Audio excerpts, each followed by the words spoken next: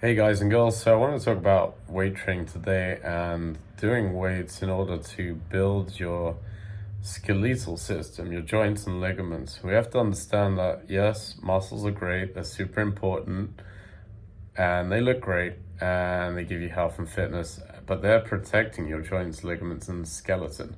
And you really have to work on looking after your skeleton, your joints, and ligaments to get the optimal performance for your muscles for the long term.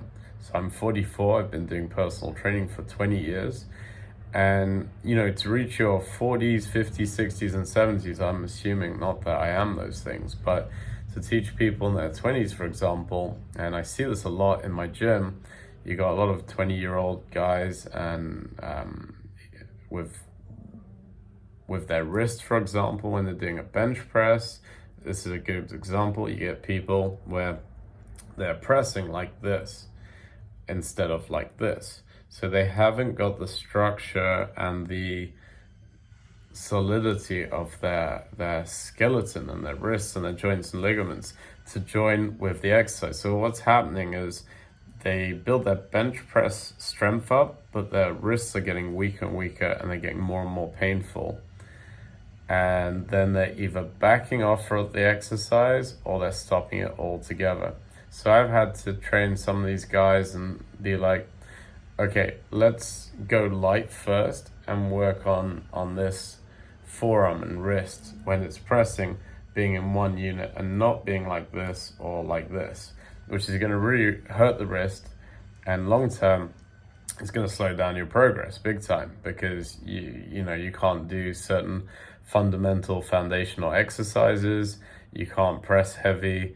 And so what I do is I get them to go lighter in weight, get the foundation, get the pressing from here properly. You want to have your forearm and fist working together as if you were doing a punch, the same thing, and build that up slower. Yes, it's going to be a slower progress than just doing it the way you know how to, but if you're doing it wrong long term, you're actually slowing yourself down, you're injuring yourself, and you're not going to get the strength progress that you want. So, and also with women, sometimes men and women, hip deviation, so the left hip or the right hip dropping, you want them to be central. So when you're squatting or deadlifting, let's just stick to this video being foundational exercises like squat, deadlift, and bench press. If one hip is pushing over the other and we're going really quickly doing these exercises, you're not going to notice. So what I've found with clients is really slowing down the movement on the way down and up so you can actually feel and see your hips. It's really important to feel and see your hips and that they're balanced. And if they're not balanced, that you rebalance them. So either you can feel it, do it yourself better, or you get yourself observed or get a good trainer to help you with that.